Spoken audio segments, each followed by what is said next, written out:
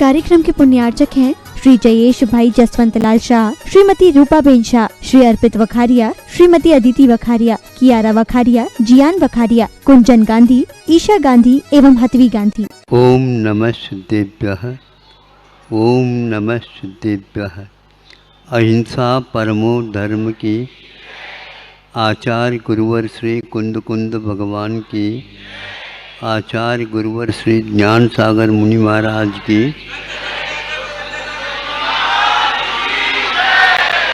ज्ञानांजन शलाकया चक्षुरुन्मीलितं येन तस्मै श्री गुरुवे नमः। उन गुरु महाराज को बार बार नमस्कार करता हूँ जिन्होंने अपने सम्यक ज्ञान के माध्यम से जैसे आँखों में ज्योति को उभारा जाता है अंजन शलाका के द्वारा, वैसे हम लोगों को गुरु ने नेत्र ज्योति दी है जो मोक्ष मार्ग में काम में आती है। यह जो चक्षु चरम चक्षु केवल मूर्त को ही दिखाती है और मूर्त में भी केवल रूप को ही दिखाती है। वहीं पर रस भी रहता है, गंध भी रहती है और गुण भी रहते हैं, किंतु केवल आँख के माध्यम से आप रूप को देखते हैं।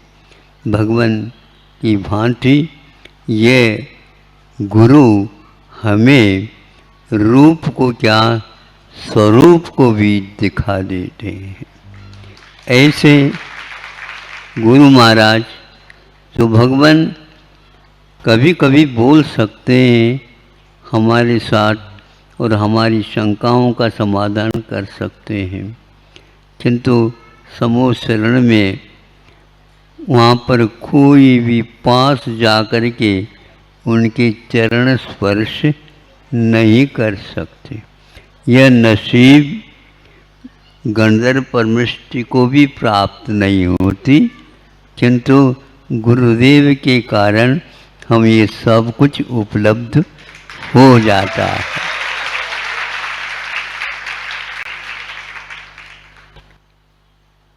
क्योंकि हमारे पास मान है, सम्मान है, आदि आदि, किंतु गुरु के पास जो गुण है उसके समान हम बनना चाहते हैं, इन गुणों को भी बनाना चाहते हैं। मान को तो बहुत कुछ पा लिया, किंतु मान के द्वारा कुछ हमारा कल्याण नहीं होता। मान के त्याग में ही मान निहित है। यदि आप सम्मान पाना चाहते हैं तो ऐसी चर्या अपनाओ जो गुरु के पास होती है। वे तिरस्कार में भी और स्वीकारता में भी, दोनों में भी समान चित्त रखते हैं और संसारी प्राणी उबल जाता है। शांत बैठा हुआ भी एकाध शब्द सुन लेता है तो उसमें उफान आ जाता है। ये तूफान क्यों आ जाता है जीवन में? अज्ञान के कारण। इसलिए वे अज्ञानत मिराना नाम ज्ञानांजन शलाकया, अज्ञान रूपी तिमिर चारों ओर फैला हुआ है। गुरु ही एक ऐसे हैं, वह टॉर्च के माध्यम से हमें सब कुछ दिखा देते। कभी कभी वह सूर्य नहीं है, चंद्रमा भी वह भी नहीं है, ताराएं हैं टिमटिमाती रहती हैं, किंतु नीचे देखेंगे, थोड़ी से अपनी आँखों को अच्छे खोलेंगे तो पगडंडी हमें वह देखने में आ ही जाती है। अपनी छाया भी हमारे लिए एक प्रकार से पथ का काम कर जाती है और उसके माध्यम से भी हम आगे बढ़ जाते हैं। हजारों हजारों वर्ष व्यतीत हो गए हैं। ऐसे गुरुओं के द्वारा यह धरती पवित्र हुई है और आज भी वह यदि पथिक इसको देखता है तो उसे ये विश्वास हो जाता है।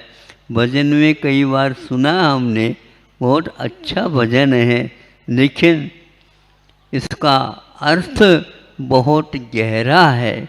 अब हमें एक प्रकार से और किसी की आवश्यकता नहीं है। अब हमें क्या करने, कुछ नहीं करने, क्योंकि हमारे लिए तो गुरुदेव यहाँ से निकल गए हैं, तो पथ की कोई आवश्यकता नहीं। पद चिन्ह भी हमारे लिए पर्याप्त है। परोक्ष में होते हुए भी जैसे उन्हें प्रत्यक्ष गुरुदेव दर्शन दे रहे हो, क्योंकि उनके प्रत्येक कदम में ये भाव रहता है किसी जीव को भी कष्ट न पहुँचे हमारी चेष्टाओं के द्वारा।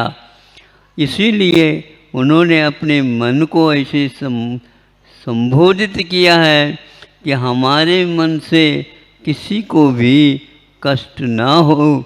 इसके लिए ही उन्होंने ये सद्भावना 24 घंटा भाई है। प्रत्यक्ष में भी और परोक्ष में भी उन्होंने इस प्रकार का कार्य किया है। हमें यदि उनकी साधना का बहुत अल्प अंश भी यदि प्राप्त करना है तो उस श्वान के समान हमें कभी नहीं देखना।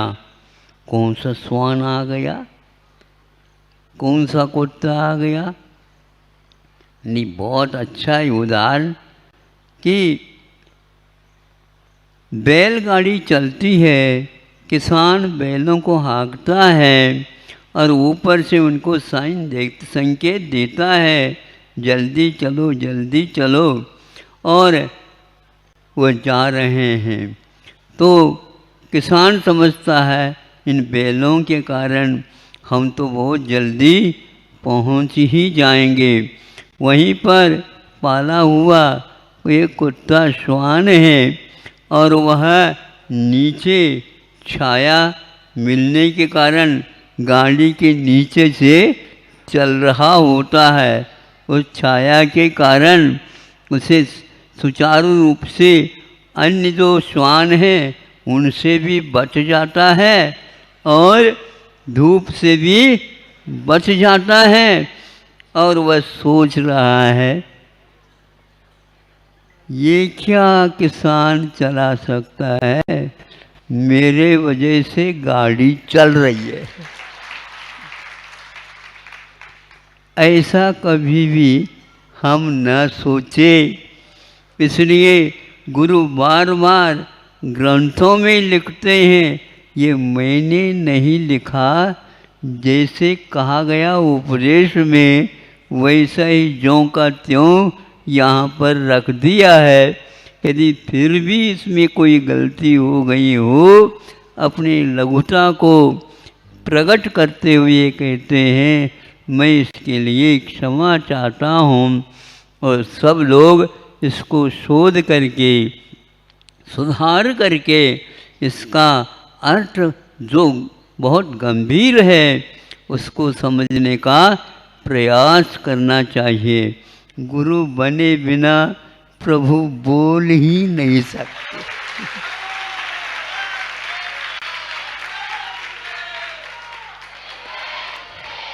और प्रभु के पास तो बहुत गहराई रहती है, बहुत कुछ द्वादशांग भरा हुआ रहता है।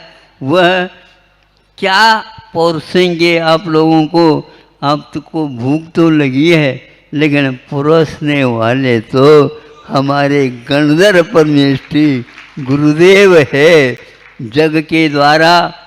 या मान लो सर्वप्रथम हंडे के द्वारा, हंडा में पानी भरा रहता ना, तो आपको पिला लिया जाए, तो ये क्या कर रहे हो, मैं इसमें से एक बूंद भी नहीं पी पाऊँगा, सारा मेरे ऊपर आ जाएगा। या आप दोस्त छोटा सा और लिया, छोटा तो ले लिया लेकिन उसमें भी काम नहीं बना, क्योंकि दूसरा वो ले लो, क्या है, जग है, जग जग जग ले लिया, जग में भर दिया पानी, फिर इसके उपरांत वो पिलाने लगा, क्योंकि पानी की धार बन गई, धार। गुरुदेव भी ऐसे ही धारदार जग के माध्यम से हमारी प्यास को बुझाने वाले हैं। आप लोग बहुत पुण्यशाली है और पुण्य कमाओ, ताकि हमारा भी नंबर वहीं पर लग जाए। आगे पीछे हमें संतोष है, थोड़ी देर हो जाए तो कोई बात नहीं। गुरुदेव के सानिध्य में देव भी होता है, तो हमारे लिए वो बाधक नहीं है, क्योंकि उनका वह हमारे लिए हमेशा हमेशा आशीर्वाद ऐसा है कि हमें भटकना होगा ही नहीं। ऐसे ये गुरुदेव हैं, उनके शास्त्र हैं लिखे हुए, उनके उपदेश हैं, और उसके बाद जब कभी भी वो चले जाते, दूसरे और गुरुओं को छोड़ करके चले जाते हैं। एक घर में यदि मान लो पिताजी कुछ बाहर जाने जाते हैं, तो घर में और जो शेष हैं उनको संकेत देते हैं, सब यथावत कर लेना, फिर डरने की बात है ही नहीं, और वह व्यवस्थित हो जाता है। ऐसे हमारे लिए तीर्थंकरों के अभाव में भी, बड़े बड़े आचार्यों के अभाव में भी, जो तात्कालिक आचार्य थे उन्होंने हम लोगों के लिए लिख करके संकेत दे करके चले गए हैं। इस समय हमें कोई भी उसका कष्ट नहीं है। मार्ग पर चलते हैं तो बीच में नदी आ जाती है, अब कैसे पार करें, धार बहुत तेज़ी के साथ चल रही है, तो सेतु यानी ब्रिज बनाया गया है और वह पुल बनाया गया है, उसके ऊपर से आप चले जाते हैं। यदि मान लो सेतु नहीं मिला है तो नाविक मिलता है, नाव चलाता रहता है, और आप वहाँ पर प्रतीक्षा करते हैं। उस तट से इस तट की ओर आता है नाविक, और आप लोगों को बिठा करके कहाँ तक ले जाता, घर तक नहीं, इस तट से उस तट तक ले जाता है, और वो कह देता है भैया आप कष्ट नहीं पाना, अब अपने अपने घर चले जाना। अब घर को भी तो ढूंढना पड़ेगा।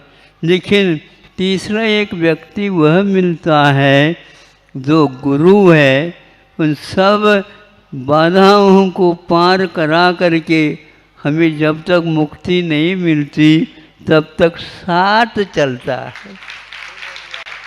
हाँ, बड़े व्यक्ति मान लो बड़े कदम रहते हैं, और छोटा सा बालक उनके उंगली पकड़ करके चल रहा होता है।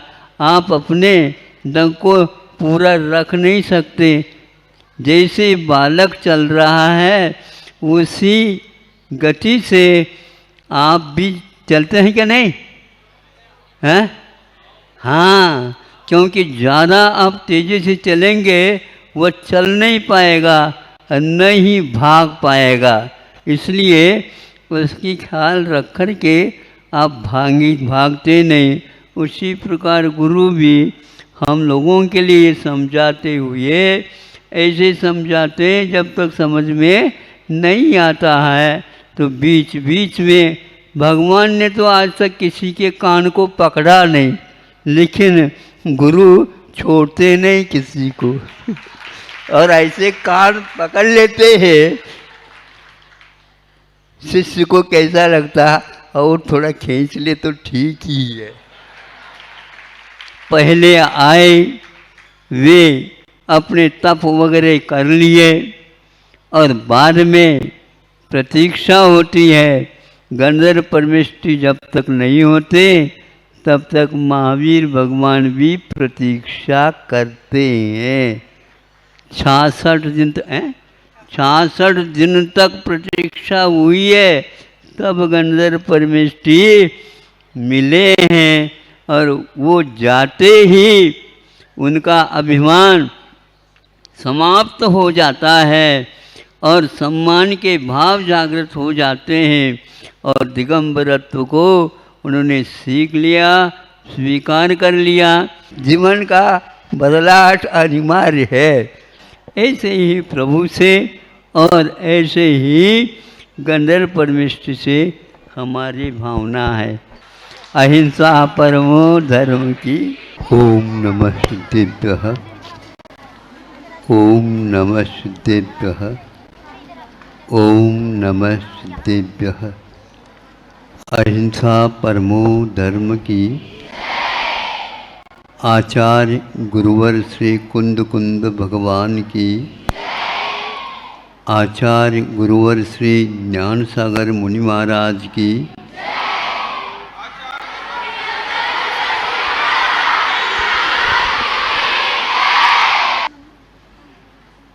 महावीर भगवान को केवल ज्ञान के उत्पन्न बाद में दिव्य ध्वनि खिलने का अवसर है। भगवान को 66 दिन पहले ही केवल ज्ञान की उत्पत्ति हुई थी। 66 दिन के बाद किसके अंतराय के कारण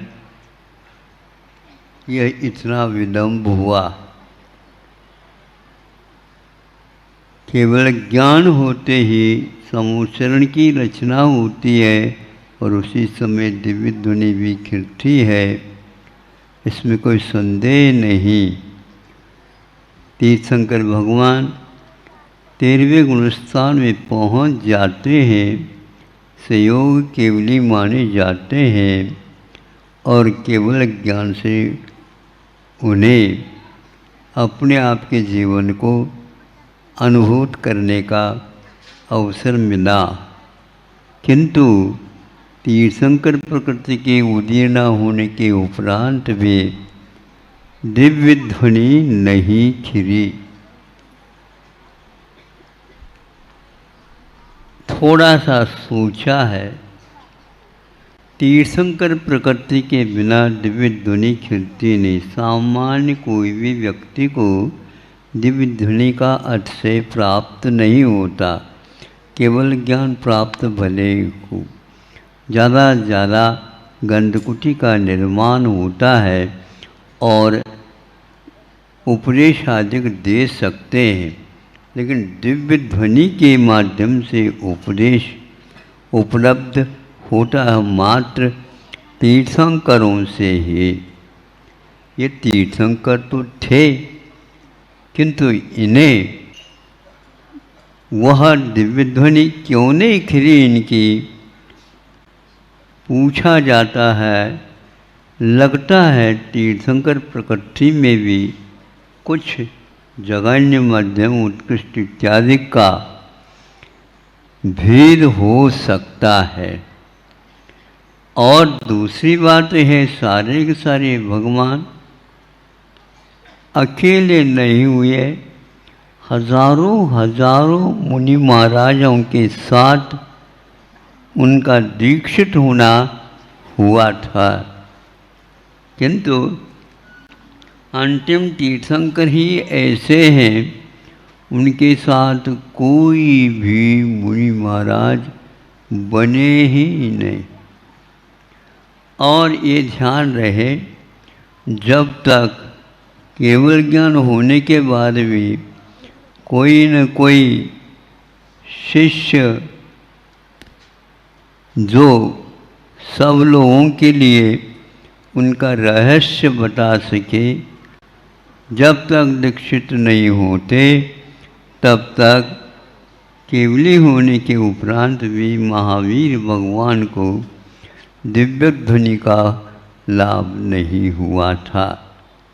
देव भी उपस्थित थे असंख्यात, देवियाँ सहित थे, चारों प्रकार के निकाय देव भी आए थे, तिर्यंच भी आए थे, मनुष्य भी अपने अपने कोठी में विराजमान हुए थे, लेकिन गणधर परमेष्टि के सिंहासन पर कोई भी नहीं थे और उसकी पूर्ति 66 दिन के बाद हुई। इसमें अंतराय 66 दिन तक दिव्य ध्वनि का नहीं खिरना, केवली बनने के बाद भी यह काम क्यों नहीं हुआ, आगम में इसका कोई विशेष उल्लेख नहीं, किंतु यह उल्लेख अवश्य मिला है। जब तक योग्य निमित्त नहीं मिलेगा तब तक वह उपादान भी काम नहीं कर सकता। तीर्थंकर प्रकृति की उदीरना के बाद में भी यहाँ गणधर परमेष्टि की आवश्यकता थी। जिस समय तीर्थंकर का वह प्रकृति का उदीरना होती है, उसी समय मनफली ज्ञान को भी प्राप्त करके तीर्थंकरों के शिष्य गणधर परमेष्टि के काम करते हैं। तो गणधर परमेष्टि होते हैं वे मनफली ज्ञान के धारी होते हैं और जनता के लिए जो उलझन है उसको सुलझा करके बहुत अच्छे ढंग से वह दिव्य ध्वनि का साक्षात आधार लेकर के हम लोगों को वो संतुष्ट करते हैं। यह अवसर आज भी विदेह आदि क्षेत्रों में उपलब्ध है, किंतु यह उपलब्धि यहाँ पर नहीं है। यहाँ पर केवल 24 ही होते हैं, हो गए हैं, वर्तमान में भी थे और भविष्य में भी होंगे। तो इस समय आज खाली खाली है। कौन से खाली पद? सभी तीर्थंकरों के साथ जो कोई भी होते हैं वो सब खाली हैं। गणधर परमेष्टि भी खाली है। एक और विशेष बात कहना चाहता हूँ। उत्कृष्ट श्रावक जो एक प्रकार से 60,000 प्रश्न करने वाले, उसके उत्तर देने वाले सैनिक महावीर भगवान के लिए तो सैनिक थे। ये होते हुए भी, सौधर्म इंद्र भी होते हुए भी, सब कुछ होते हुए तीर्थंकर के लिए एक गणधर परमेष्टि की कम से कम आवश्यकता है। वह गणधर परमेष्टि अभी नहीं आ रहे हैं, तो तब तक धन और ऋण दोनों मिलने से विज्ञान ने विद्युत का, करंट का उद्भव माना है। और इसी प्रकार दिव्य ध्वनि के खिरने में मनफल ज्ञान के धनी गणधर परमेष्टि गौतम गणधर जब तक नहीं आए तब तक करंट का उत्पन्न होना संभव नहीं हुआ, ऐसा हमारा विचार है। महाराज फिर तीर्थंकर पद का क्या मतलब होता?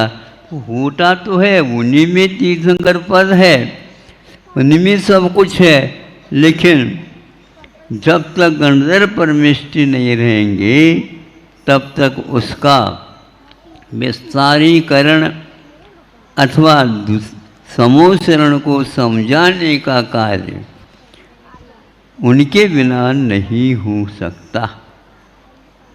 बड़े बड़े जब लेखक काम करते हैं किंतु उसके ऊपर टिप्पणी आदि लिख करके उसके विस्तार करके खोल करके बताया जाता है। बहुत अच्छी बात यहाँ पर कही गई है। वह गंधर्व परमेष्टि के पास कितना मतलब कितनी शक्ति रहती है, ये इससे ज्ञात हो जाता है। ऋण और ऋण एक बाल मात्र का भी यदि अंतर रहता है तो उसमें इस प्रकार का प्रकाश का आलोक का विस्तार नहीं हो सकता। इसी प्रकार सभी कुछ होने के उपरांत भी तीर्थंकर प्रकृति के उदीर्ण होने के बाद में भी वह कार्य नहीं हुआ। इसके लिए एक विशेषण मूलाचार में दिया है, वह भी इंद्रभूति जब तक यथाजात नहीं होगा तब तक यह कार्य नहीं होगा। यथाजात शब्द बहुत ही गंभीर है और वह साक्षात तीर्थंकरों के साथ मेल करने वाला है। गंधर्व परमेष्टि को दीक्षित होने के बाद में ही वह पद उत्पन्न होता है, ने विकसित होता है। उसके बाद ही वे बोल सकते हैं अथवा विस्तार कर सकते हैं। यह भी एक पद होता है, ये सामान्य और किसी को भी नहीं हो सकता। हर एक मनफल ज्ञानी को यह पद नहीं मिलता जो गंधर्व परमेष्टि को गौतम स्वामी को प्राप्त हुआ था। इसलिए तीर्थंकर प्रकृति की उदीर्णा भी उतने काल के लिए मौन ही रहना पड़ा। अनेक प्रकार के तीर्थंकर प्रकृति के तारतम्य भी हो सकते हैं, इससे ध्वनि निकल सकती है, निकालने वाला चाहिए। तो ग्रंथों में क्यों नहीं आया? इतना तो आया ही है। गंधर्व परमेष्टि के बिना उदीर्णा के बाद भी उनको 66 दिन तक इसका लाभ नहीं हुआ। सभी खचाखच समोचन भरा हुआ है। किसी ने कहा हुआ और कोई भी आवश्यकता है तो आ जाएंगे, हम तो सारे सारे भरे हुए हैं। अरे तुम्हारे से कुछ काम नहीं होने वाला है। देव बैठे हैं, देवों के लिए भी दे दो। देव तो असयमी हैं, सुन करके यूं ही चले जाएंगे जैसे भीड़ चली जाती। कोई भी उसमें मुनि नहीं बन सकता है तब तक वह समूह शरण में दिव्य धुनी नहीं खिलेगी। इसलिए अन्य तीर्थंकरों के समूह शरण में बहुत हजारों ये मनफल ज्ञानी थे, किंतु भगवान के समूह शरण में एक महावीर भगवान वही अकेले और बैठे हैं 66 दिन तक। और आप लोग 66 दिन का अर्थ क्या होता है? आधा चातुर्मास से समाप्त हो जाता है। इतनी दीर्घ प्रतीक्षा महावीर भगवान भी कर रहे थे क्या प्रतीक्षा? जिस प्रकार दुकानदार सब कुछ करता है और दुकान को सजाता रहता है, बहुत अच्छे ढंग से सजाता है, सभी माल इसमें मिलेगा। अब दुकानदार देखो,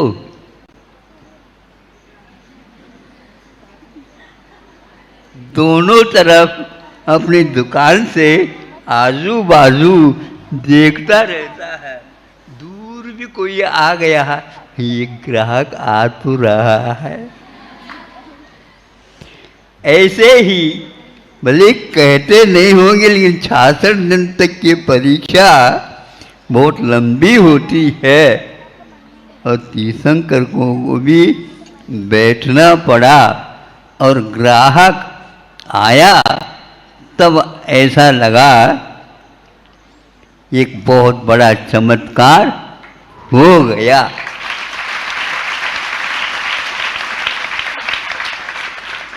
बड़े बड़े विद्यालय आप लोगों ने खोले, नहीं समझे, किंतु यदि ये छात्राएं नहीं आए तो हम सेठ साहूकारों से पूछना करते हैं कि वो क्या करेंगे, धन लगाएंगे, कहाँ पर लगाओ, बिल्डिंग बनाएंगे, बिल्डिंग बना, कोई छात्र नहीं आए तो क्या करोगे।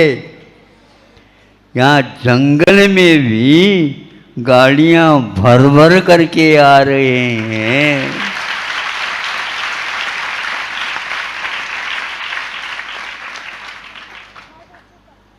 हम गए तो थे वहाँ पर दर्शन देने के लिए, फिर एक मांग करने लगेंगे, तो हमने सोचा भाई दूसरी और मांग आए तो क्या करेंगे, तीसरी और मांग आ गए, ये बताओ एक बस आनी थी, आ गई क्या नहीं, आ रही है, अभी आ रही है, आ गई, ठीक है। तो वहाँ तो नहीं आई थी ना, तो यही तो कह करके आप आए थे, ले गए थे, ये पास ही आई है, पास ही है, मैं बेटा रहा, आ नहीं रहे, ये वहीं पर वो भी आ जाएगी, उसी समय मैं सबके लिए आशीर्वाद सामूहिक दे देता।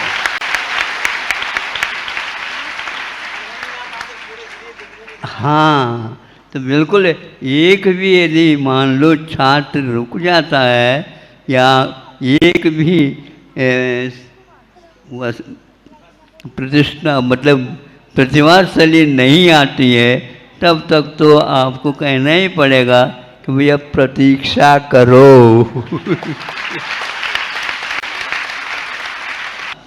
वह पानी एक प्रकार से नहरों से ही पहुँचेगा, एक शाखा के माध्यम से, ताकि फसल खड़ी हो जाए। फसल कैसी हो रही है आप लोगों से हम पूछते हैं, छात्रों से नहीं। आज दो व्यक्ति इसकी सेवा में लगे हैं, बताओ कैसी कैसी फसल उग रही है, मात्रा क्या है और गुणवत्ता क्या है, इन सब का अध्ययन अभिभावकों को करना है। और आगे के लिए कुछ बातों से, जैसे डरते डरते अभी दो छात्राओं ने कहा हम मोबाइल के बारे में कुछ कहना चाहिए, हमने कहा कि दिक्कत न पैदा हो जाए, लेकिन बहुत कुशलतापूर्वक मोबाइल का दुरुपयोग तो न करो।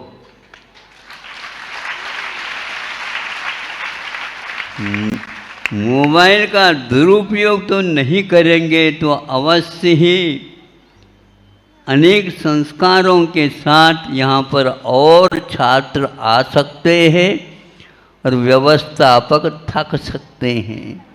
कहाँ कहाँ तक करना होता चला जाएगा, क्योंकि दान दातार हैं तो अवश्य ही अपनी संपदा का सही उपयोग करना चाहेंगे।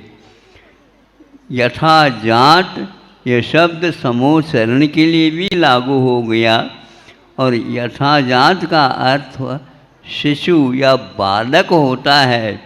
वह बालक जैसा उत्पन्न हुआ है वैसा ही बाहर भीतर दोनों तरफ से राग द्वेष मोह मद मत्सर कषाय इनसे रहित होकर के ब्रह्मचर्य व्रत पालन करके छात्र और छात्राएं इस प्रकार के विद्यालयों में भर्ती होते हैं।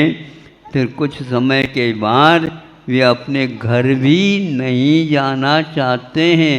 ऐसे भी छात्राओं का प्रबंध करना पड़ता है। हम घर नहीं जाएंगे, घर वाले आएंगे तो हमें देख करके चले जाएंगे, ऐसे उत्तर भी देते हैं। ये इसलिए कि भीतर से वे सारे के सारे निर्दोष होकर के ही विद्या का अध्ययन कर रहे हैं। ऐसे ही विद्यालय भारत में होंगे, पहले संख्या लाखों में थी, अब वहाँ तक आप लोगों को दौड़ लगाना है। लगाएंगे? तैयारी कर लो और अच्छे ढंग से वहाँ तक दौड़ हो जाए, ताकि पूर्व भारत में कैसे विद्यालयों की परंपरा चलती थी वह पुनः देखने का हमें अवसर प्राप्त होगा। इतना ही कह करके यथाजात का अर्थ बालक भी होता, बालक ही होता है। माँ के सामने वह ज्यों का त्यों अपने हृदय को रखता है। उसी प्रकार आप लोगों को विषयों से कषायों से बचा करके यहाँ पर जो व्यवस्था है उस व्यवस्था में ही संतोष करके आगे और कदम उठाना है, ताकि सब लोगों को इस प्रकार की शिक्षा का लाभ मिल सके। समय बहुत कम था, ठीक है, आप लोगों की यह भी व्यवस्था की जाए। स्वर्ग जाने के लिए 20 घंटे नहीं लगेंगे।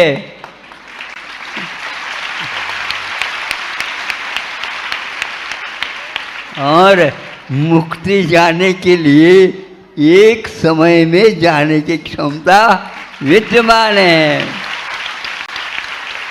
ऐसी शिक्षा ले लो जिसके द्वारा इन गतियों को भी पार करके एक शुद्ध वहाँ शिव धाम जिसको बोलते हैं हम प्राप्त कर सकें। अहिंसा परमो धर्म की। इस कार्यक्रम के पुण्यार्चक थे श्री जयेश भाई जसवंत लाल शाह, श्रीमती रूपाबेन शाह, श्री अर्पित वखारिया, श्रीमती अदिति वखारिया, कियारा वखारिया, जियान वखारिया, कुंजन गांधी, ईशा गांधी एवं हतवी गांधी।